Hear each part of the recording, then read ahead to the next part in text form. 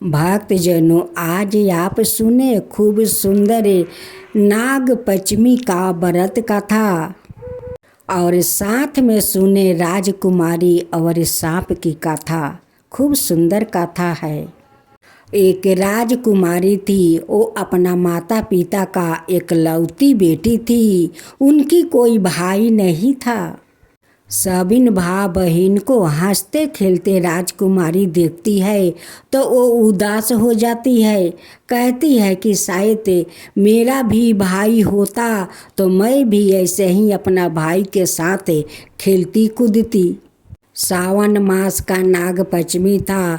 सभी गांव को औरतें माटी का बर्तन बनाती है तो कोई कटहर का पत्ता लाती है नाग देवता को दूध और खोई खिलाने के लिए। राजकुमारी वो सभी औरत को देखकर वो भी माटी लाने जा रही थी कि मैं भी माटी ले आऊँगी और माटी सान कर मैं भी बर्तन बनाऊँगी और उसी में नाग देवता को दूध और लावा दूँगी। जैसे राजकुमारी जाने के लिए तैयार हुई वैसे ही उनकी दरवाजा पर एक महात्मा जी आते हैं। वो भूखे प्यासे थे। कहते हैं कि बेटी मुझे कुछ भोजन मिलेगा, मुझे बहुत भूख प्यास लगी है। राजकुमारी कहती है कि हाँ बाबा, अभी तो मेरा घर भोजन नहीं तैयार हुआ है, लेकिन मेरे घर में सतुआ अचार मुरई प्याज सब कुछ है, आपके लिए वही आनता हूँ। बाबा कहते हैं कि बेटी ये तो बहुत अच्छा की बात है, लाओ मैं आज सतुआ खाऊंगा। राजकुमारी बाबा को सतुआ ले आती है या उन्हें देती है। बाबा अपना हाथ से सतुआ सानते हैं, सतुआ खाते हैं और एक प्रिया सतुआ राजकुमारी को कहते हैं कि बेटी तुम ये सतुआ खाएगी। राजकुमारी कोई भेदभाव नहीं रखती थी। वो कहती है कि हाँ बाबा, मैं सतुआ खा लूँगी, आप दीजिए। राजकुमारी बाबा का दिए हुए सतुआ का पिंड खा लेती है। बाबा तो चले जाते हैं। राजकुमारी सतुआ खाकर वो माटी लाती है, माटी को बर्तन बनाती है और उसका बाद वाला दिन सभी औरत लोग दूध लावा नाग देवता को पिला रहे थे, खिला रहे थे। राजकुमारी भी लावा और दूध नाग देवता को खिलाई पिलाई।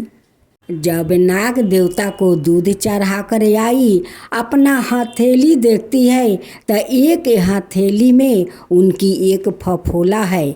उस फफोला में एक सांप का बच्चा पल रहा था।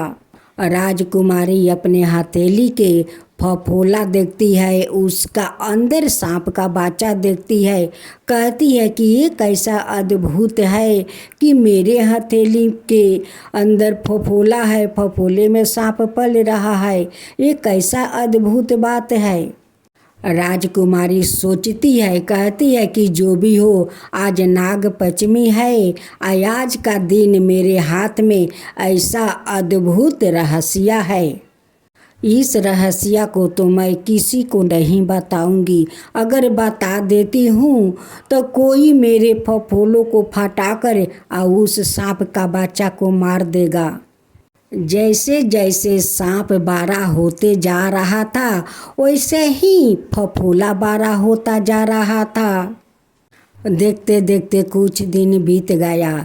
एक दिन राजकुमारी भोजन करके वो सो रही थी। रात का समय था। वो फफोला फाट गया और सांप के बच्चा उससे निकल गया और निकल कर उसी के पास सो गया। जब राजकुमारी जागती है तो अपना हथेली का फफोला देखती है, फफोला तो फाट गया है। कहती है कि इसमें जो सांप था वो कहाँ गया। वो देखती है तो उनकी बिस्तर पर वो लम्बा होकर सो रहा था। राजकुमारी बहुत हिम्मत वाली थी। उस सांप को देखकर तनी भी नहीं डरती थी। राजकुमारी उस सांप को दूध पिला पिला कर उसे पोषण पालन करती है। राजकुमारी उस सांप को फफोला कहकर बुलाती थी और वो दौड़े दौड़े आ जाता था। क्योंकि उस सांप तो राजकुमारी का हथेली से उत्पन्न हुआ था, उसलिए उनकी नाम में फफोला रख दी। देखते देखते फिर दूसरा सावन महीना आ गया। सभी बहनें गाछ में झुलुआ लगाती है और उनकी भाई उन्हें झुलाता है। वो देख कर बहुत उदास होती है। राजकुमारी वो भी झुलुआ लेकर जाती है या गाछ में लगाकर आ झुलुआ पर बैठती है। उसका पीछा उनकी वो सांप जाकर उन्हें झुलुआ आराम से झुला रहा था। राजकुमारी ये देखकर बहुत खुश हो जाती है या कहती है कि फफोला, तू मेरा भाई है। सभी ने भाई अपना बहन को झुलुआ झुलाता है, तू भी आकर मुझे झुलाता है, तू मेरा भाई है। राजकुमारी का फफोला भाई झुलुआ झुलाते हैं और राजकुमारी बहुत मज़े से झुलुआ में झूलती है। राजकुमारी उस भाई से कहती है कि भाई, सब बहनें सावन महीना में गाछ में झुलुआ लगाकर झूलती है, भाई लोग झुलाते हैं। हमारा तो कोई भाई नहीं था कि मुझे कोई झुलुआ झुलाएगा। अब तू मेरा भाई है। अब मैं हर साल सावन महीना में गाछ में झुलुआ लगाऊंगी, अब मेरा भाई मुझे झुलुआ में झुलाएगा। राजकुमारी को ये सब देखकर बहुत खुशी हुई। उनकी तो खुशी का कोई ठिकाना नहीं था। एक दिन की बात है, फफोला कहीं बाहर घूमने चला गया था। उस दिन राजकुमारी जो घर में उनकी फफोला भाई रहता है, उस घर में कुछ कपड़ा झूला हुआ था। वो कपड़ा के पीछे जाती है और उनकी थोड़ा माथा चक्कर मार के और वहीं पर गिर जाती है। गिरे गिरे वहीं पर पड़ी रहती है। जब राजकुमारी का फफोला भाई शाम को आता है, आकर अपना घर का दरजा लगा देता है और लगा कर और वो अपना खाल उतार कर या खूंटी पर टांग देता है। अब तो उस समय राजकुमारी का होश आ गया था और राजकुमारी उस कपड़ा के पीछे से सब कुछ देख रही थी कि मेरा भाई तो मनुष्य है और ये सांप के खाल में रहता है। वो खाल उतार कर वो टांग देता है और सो जाता है राजकुमार बनकर।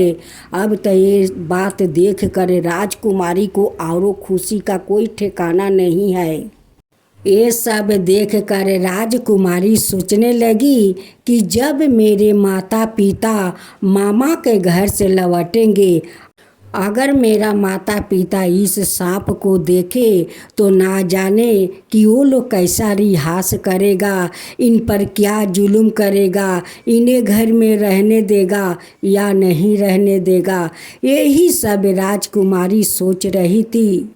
लेकिन ये तो कोई सांप नहीं है, सांप का अंदर तो ये राजकुमार है। राजकुमारी का माता अपने महके से उनकी पिता के साथ लौट आती है। राजकुमारी अपना माता को देखकर बहुत खुश होती है। राजकुमारी के माता कहती है कि आज मेरी राजकुमारी इतना खुश है, क्या बात है बेटी कि तू इतना खुश हो।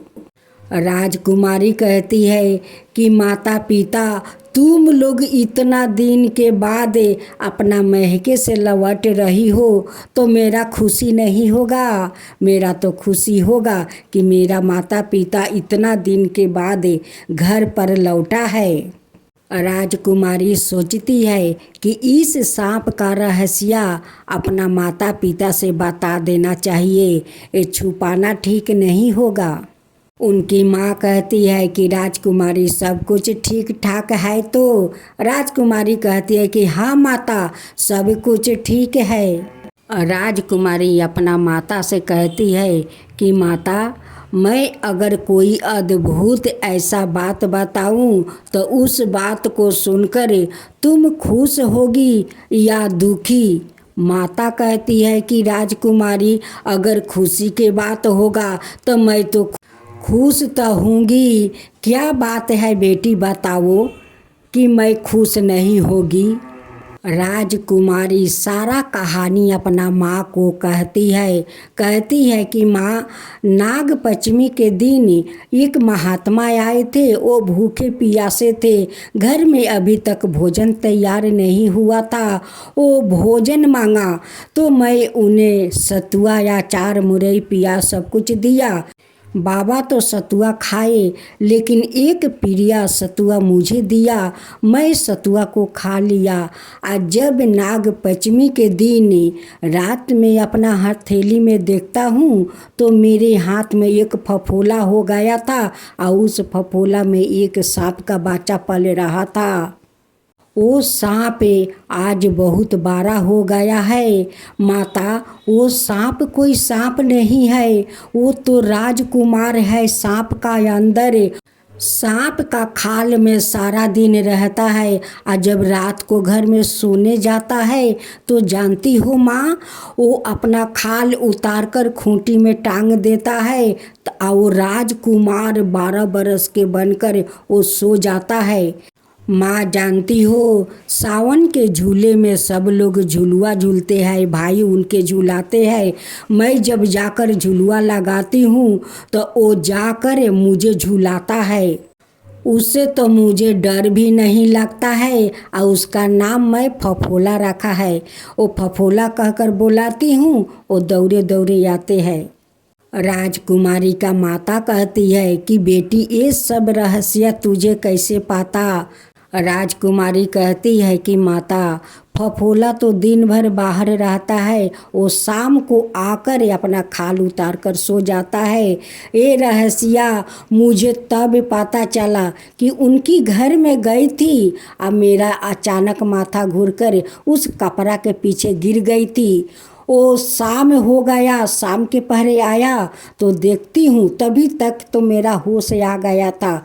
देखती हूँ कि वो सांप का खाल उतार कर खूंटी में टांग देता है और वो 12 बरस का लड़का बनकर वो बिछौना में सो जाता है।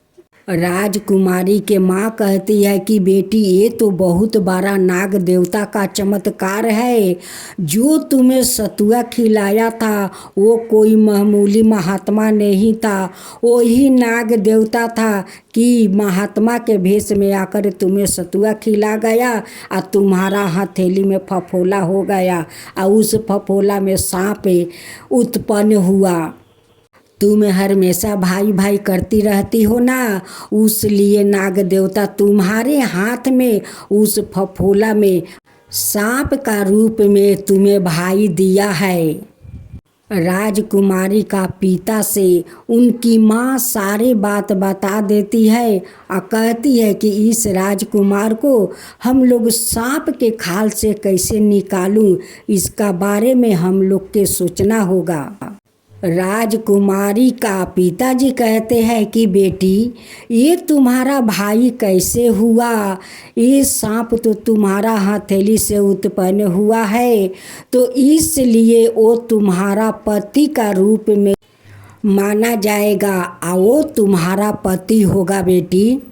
उनकी माता भी कहती है कि बेटी, आपका पिताजी ठीक कह रहे हैं, वो तुम्हारा हथेली से उत्पन्न हुआ है तो वो तुम्हारा पति का रूप में हुआ है।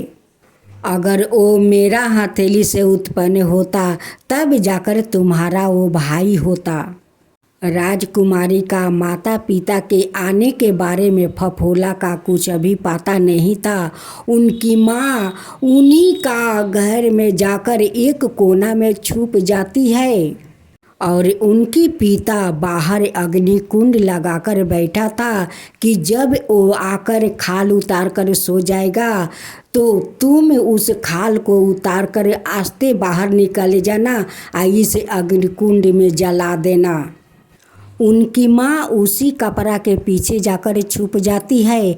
जब फफोला रात को आता है खाल उतार कर उस खूंटी में टांग कर वो सो जाता है। उनकी माँ आस्ते देखन उठ कर खूंटी से खाल उतार लेती है और उतार कर बाहर निकल आती है और उस अग्निकुंड में उस खाल को जला देती है। अब तो राजकुमार सुबह उठा तो खाल देखता है उस खूंटी में नहीं है। अब तो वो घर से नहीं निकलता है, कहता है कि मैं कैसे घर से निकलूं, मेरा खाल तो गायब है। राजकुमारी जाकर दरवाज़ा खटखटाती है कि फफोला उठो, फफोला उठो। अब क्या करे राजकुमार को तो घर से बाहर निकलना पड़ा। राजकुमारी का माता पिता कहते हैं कि देखो राजकुमारी, तुम तो एक नाग देवता का दिए हुए प्रसाद हो। नाग पंचमी का दिन मेरे बेटी के हथेली के फफोले में तुम्हारा उत्पन्न हुआ है। वो तुम्हें आदर भाव करती है, सेवा करती है, इसलिए तुम मेरे बेटी के साथ विवाह कर लो राजकुमार। इतना दिन से तो मेरी बेटी आपको भाई मानती है, आपको फफोला कहकर पुकारती है, लेकिन ये कैसे संभव है? आप तो मेरी बेटी के हथेली से उत्पन्न हुआ है, आप कैसे उनकी भाई बन सकते हैं? आप तो उनकी साथी बन सकते हो। जिस अग्निकुंड में उनकी माता ने उनकी खाल जला दिया था, उसी अग्निकुंड में वो दोनों 7 फेरे लेकर दोनों विवाह संपन्न करते हैं। उनकी माता पिता फफोला नाम हटाकर नागराज कुमार नाम देते हैं, क्योंकि नाग पंचमी के दिन उनकी उत्पन्न हुआ था, उसलिए नाग राजकुमार के नाम से जाना जाएगा। तो साथियों, यही नाग पंचमी का कहानी है। अगर हमारा कहानी आप लोग का अच्छा लगे हो तो मेरे वीडियो को लाइक कीजिए और चैनल को सब्सक्राइब कीजिए।